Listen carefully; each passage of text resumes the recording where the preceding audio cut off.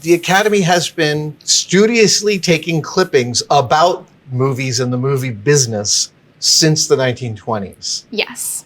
The biofiles is actually a much larger part of the collection, so we wanted to share with you your biofile. I have a biofile We've here? been watching you. We did not cover that this was going to happen. I did not know about this part of the tour.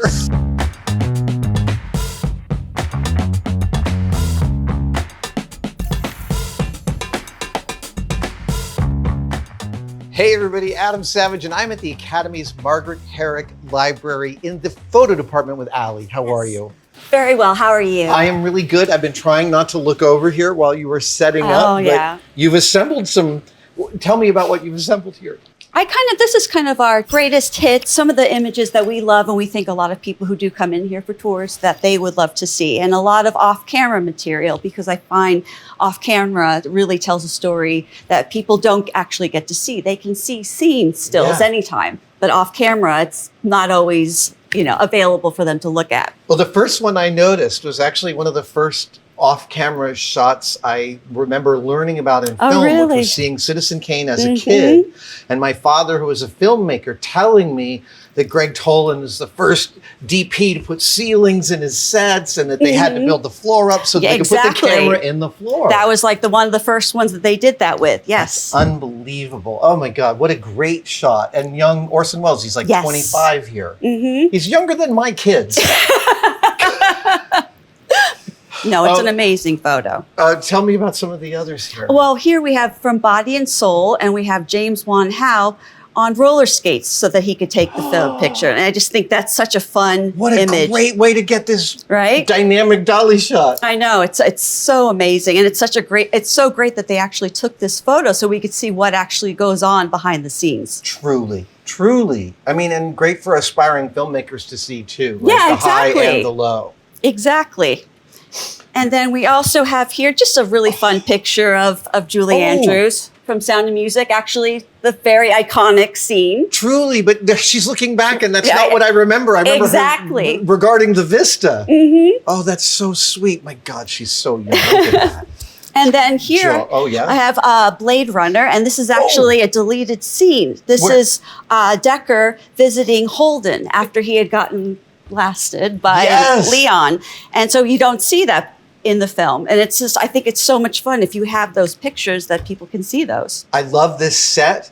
I love the idea of this scene, and I've seen it, and I'm so glad the scene is not in the movie. I think the actor that plays Holden, he overdoes it in this scene. Exactly. Yeah, no, true. Very true. And we have some Speaking of overdoing it, we've got Jaws. We've got Jaws here, which I think is so much fun. I love this picture. Just all the stories about all the troubles that they had with that shark. I mean, just seeing it like that is really, really fun. Well, I think that also people realize, like, you see the shark and instantly it wasn't working. Yes. So you also realize that everyone in this frame is probably a little pissed off about the shark. Oh my God, you've got Polaroids. Yes, these are casting photographs. So I kind of put a few, nobodies that are actually doing anything now. 93. Oh my God, Leo. And we have Leo and we have Robert Downey Jr. What? These are actual Polaroids. Yes. Oh my God, I'm so thrilled to see a properly exposed Polaroid. It's been years. Yeah, that's part of our Joanna Ray collection. So we have a lot of different ones from different titles that she was working on, and they're just so much fun to go through, and especially seeing them so young. It's so fun. But of the three, Paul Rudd does not He's never changed. He's ridiculous. I don't understand So Paul that. Rudd being a vampire is something you've confirmed. Tim Curry in maybe the greatest monster makeup ever. Oh, absolutely. And that's Lois Burwell. We have her collection as well. And it's from her collection, actually, of her putting the makeup on. And it's just, she is so amazing. The images that we have that she was able to take, fantastic. What an incredible, I remember hearing that the only part of his facial skin that was exposed was his lower lip. Yeah, it's true. This is from Legend, Ridley Scott's Legend. This is literally the greatest devil monster ever. Oh, absolutely. And Tim Curry, I just feel he can't do anything wrong, right? I totally agree. Iconic. Beetlejuice. Beetlejuice. Oh, so that kind of just throws it off for everybody that you now see the hands working it. But, it's such an interesting way of how they came up with doing these things. Totally. And I mean, every large set of teeth in any movie really ends up being about something like this. Exactly. Yeah. Exactly. And then we have, obviously, from godfather. I just think it's such a fun picture of him with all of the different cast and crew and working behind the scenes. Yeah, the idea of Brando being 47. I know, right? When he's making this, I'm looking at this upside down, but it's Star Wars. It is Star Wars, and we also have these publicity photos. The first publicity photos for Star Wars. Wait, this is the contact sheet. Yes.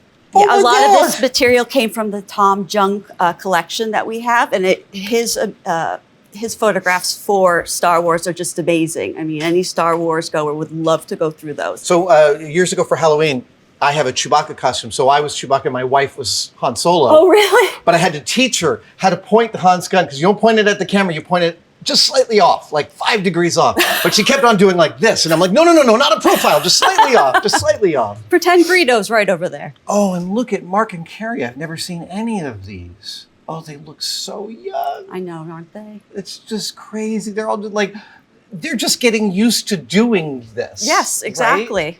Wow. Oh, this job must give you a marvelously personal perspective on film history. I would say so, yeah. I mean, because we have so many different collections that come in here. I mean, not just like directors or motion picture companies giving us material. It's actors, it's cinematographers, we have casting directors. Right. Everybody who takes part of motion pictures, they have collections here. Even just fans of certain people. We get ones where like an old actress like Carol Landis, somebody just for their whole life collected pictures of her, and the families don't know what to do. So we take them and we take care of them. Because I mean, they spend so much time collecting, and we just take time to preserve them and take care of them. But yeah, when you're given a collection, like I said, in this room, we do all of our processing of photographs and various gifts and collections.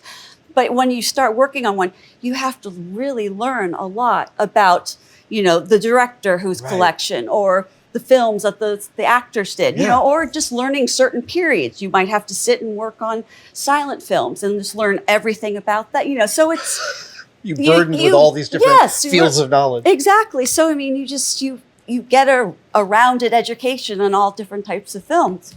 That's really thrilling. But yeah, and it's fun. And it's I'm lucky to say that I have a job that I don't mind going to on a Monday. I don't think, I got to go back. I enjoy it. It's fun. I feel this is my home. Is there a part of the photo collections that you're particularly, you said the behind the scenes. The behind the scenes. That's the stuff you really, really And like. I'm also just a huge silent movie fan. So I love going through that. Yeah, it's Alien. Oh, again, contact sheets are the most fun. Oh, absolutely. Especially when you have the director like showing them how to do it. Oh my gosh, Alien coming through the door with Vasquez in sequence. This is so insane. And then this one right here, this is the only known photograph of the first Academy Awards banquet. So this is in the Blossom Room at the Hotel Roosevelt. This is the only known photograph of that banquet. And this is at the Roosevelt? Yes, Amazing. the Blossom Room at the Roosevelt. I love that hotel. I do always too. feel It's like I'm so going beautiful. back in time. I do too. I love that. I love that style. What a thing, 1929. I'm gonna go from the farthest away to the closest. Okay. You've got the Kill Bill, the showdown between the bride and Oren. I think it's such a stunning picture. The colors are amazing. It's part of our motion picture stills photographer collection. And I mean, I love showing that picture. It's stunning. I just recreationally watched this scene a week ago. Oh, really? Yep. Because every now and then it's been too long since I've seen parts of this movie, and I just spool it up. What a thing. Oh, I hear the bamboo. Dum, dum, dum, dum, dum, Yes. as part of that. This is one of my favorite photographs. Now, this is from a 1919 Charlie Chaplin lookalike contest. Oh, wow. And so you see all these little kids and adults dressed up like Charlie Chaplin. But the lore of this photograph, and I'm just saying it's true because I want to. Fair. The gentleman right on the top, people believe that was actually Charlie Chaplin looking down. Whether or not it's true, it's just such a fun story. You know what? He had such a handsome and specific face. Yes, he did. That I could absolutely believe that You could see that it was Chaplin. him. And I'm just going to say, why not? Right? Also, a genuine egotist. Of course he would be in this photo. Of course he would. Absolutely. Absolutely. That's amazing. It's such an amazing photograph. It's so clear. I also love the idea that long before anything viral or the internet or anything, you could gather a few hundred people dressed as Charlie Chaplin. Exactly. That's crazy. And I honestly think it would only be Charlie Chaplin that something like that would actually happen. Even today, baby. Oh, absolutely. I mean, you just show somebody a cane and one of the little bowler hats and they automatically think it's Charlie Chaplin. America is so infused with film. It's such integral part of our culture. It's lovely to see these bits of ephemera of angles that I don't normally see. Exactly. No, it's just, they tell a different story than just the actual movie. They can show anybody who's interested in film or wanting to produce films, direct films, that you could do a simple thing as taking a picture wearing roller skates. Yes, it doesn't all have to be professional, expensive material. It's roller skates. Yeah, it democratizes and yeah, it makes it accessible, right? Like if this can be a way you make a movie, exactly. I can make a movie. Why not somebody else do that? Oh, right. We did not cover North by Northwest. Oh, yes. This was not a full-size set, was it? No. Yeah. So this is a composite shot. Yes, it was. And you can see on the top, which I love, again, off camera. Oh, right. It's a cyclorama. Yeah. Oh, yeah. Oh, great. Wow. And this is actually from the Alfred Hitchcock papers, too. So we have his collection here. That's incredible. Dude, Ali, thank you so much. You're so welcome. This is such a thrilling It was an honor. Glimpse into the depth of this collection. Oh, I'm so glad you enjoyed it. I've been spending all day here traveling around to different parts of the museum, seeing different parts of your collection, all related to film. And this is an aspect I did not realize you guys were collecting. Tell me about what is here. So here we're looking at the tiniest sliver of the tip of the iceberg of the core collection reference files. So we have 8.4 million clippings across 420,000 files. And the Academy has been clipping these since the late 20s, so just going on 100 years. The Academy has been taking clippings. Now, what are these clippings of? Articles, books, references to movies? These are all from periodicals, and they really run the gamut. So it's really broken into 3 main sections: production files, those are related to films. Okay. Biography files related to people, and then the smallest and kind of most unique subset of the collection is the subject files. And here we're looking at the whole props subject files. You can see they span from 1949, 69. Wow. Yeah, and that goes even actually before 1949. It starts in the 30s, I believe, this file. And it stretches to today. And we've kind of arranged some highlights here in chronological order, starting from 1933 here all the way up to, I believe the latest was the 90s. But of course, we have so much more. So it's not just information about the films, but also we were saying this off camera, you're dipping into the culture of the time that article is written. Absolutely. The things that we find here, sometimes by accident, we're helping a researcher and we're looking through the files, we'll find things that just, it's a vertiginous feeling. It kind of plunges you into a different time, and it's incredible. So like these are things like the shorthand of why things were difficult at that exact moment in time? Absolutely. Wow. Okay, so let's start at 1933. What have we got here? So here we have kind of a glowing article titled "The Magician" from Popular Mechanics in January 1933. Filling an order for directors: 20 grasshoppers, 10 Chinese fingernails, and a lady's stiletto with a disappearing blade. So this is Popular Mechanics introducing their readers into what the Hollywood prop man's life might be like. Every flower used in movies, because natural blooms do not survive the heat. Oh, this is great. I really imagine that you must feel, after reading a bunch of these, immersed in a time machine almost. A prop master who had a specific talent. Yeah. Here's Movie Midas. Charles Perrin has rooms full of money, but cannot spend it. Oh, he makes prop money for the films. Oh, yeah. So this is still a real issue. Federal regulations do not allow the mutilation or casual use of authentic coins, so they have to make their own. Perrin unearthed a long-forgotten collection of defunct Mazuma. That did the trick. What is Mazuma? I have no idea. I'll have to find out. So George Raft has to throw gold coins to his audience. I don't know. Oh. Okay. So it couldn't rile the feds. The request for several hundred of these was a startler. Charlie solved it by gilding poker chips. Gilding poker chips, right. So that's what a Mazuma somewhere is. in the 40s, he has to find someone who does gilding in Los Angeles and send them a bunch of ceramic poker chips. This is great. We were talking about this off camera, but being a prop master back then seems to me like it must have been a real Wild West. Like no one's really paying attention. Absolutely, absolutely. And then this is, I think, my favorite article, not least for the photos at the top. He looks like Yoda. So Ozell and Sanders are the Hollywood prop man, and here they are, the rocket-helmeted riders. They contrived this somewhat advanced model as their conception of a jet-propelled car of the future. I don't know about that. Yeah, no, it's not quite futuristic, but this is 1947. It's just post-war. I would imagine one could get lost in here. You can spend so much time in the files. You guys this is part of the separation into subjects. Props is one subject. What are some of the other subject matters, you guys? My favorite, animal actors. Oh my gosh. Wouldn't that be under biography? Some of them, Tintin has a biographical. Yeah, exactly. But there were kind of animal houses that were loaning out. Oh, right. People who had, yes. Up in Northern California, there was only one kangaroo you could rent for the longest time, and it was blind. But there was a trainer who would bring this kangaroo, and a friend of mine was the assistant cameraman, and he shows up on set, and over in the corner, he sees this sort of blind kangaroo with boxing gloves on. And the kangaroo, can kind of see light and dark, and it sees this shape that's my friend and hops over to him and punches him right in the face. You're hired. Exactly.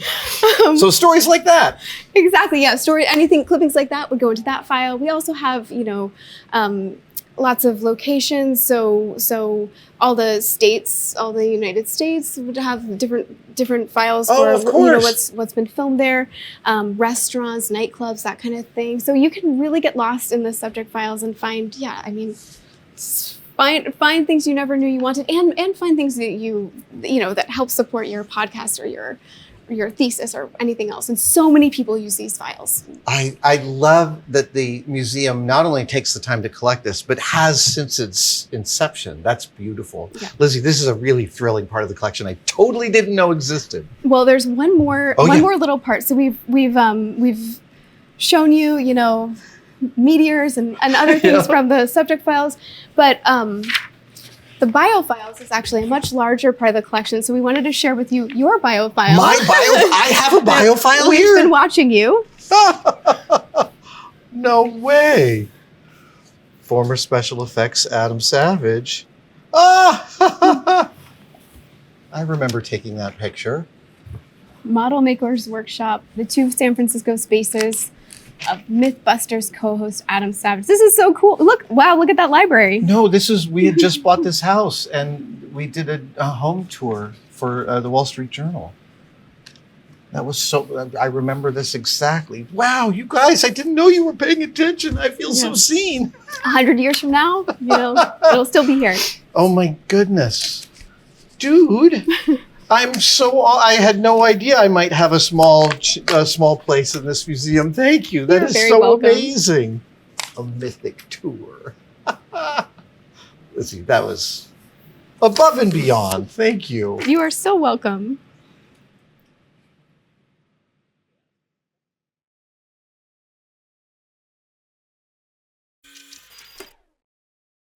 I can't believe you stuck it out till the end. Well, now that you're here, let's talk about some of the cool stuff we have at adamsavage.com, our merch site. We make stuff for makers, and one of the most important tools a maker possesses is, of course, their laptop.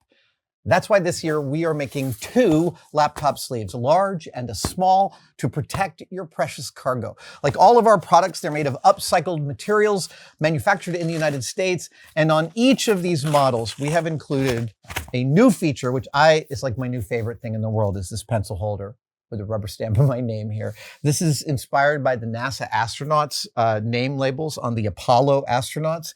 And there's one on both sizes. Get yours today at adamsavage.com.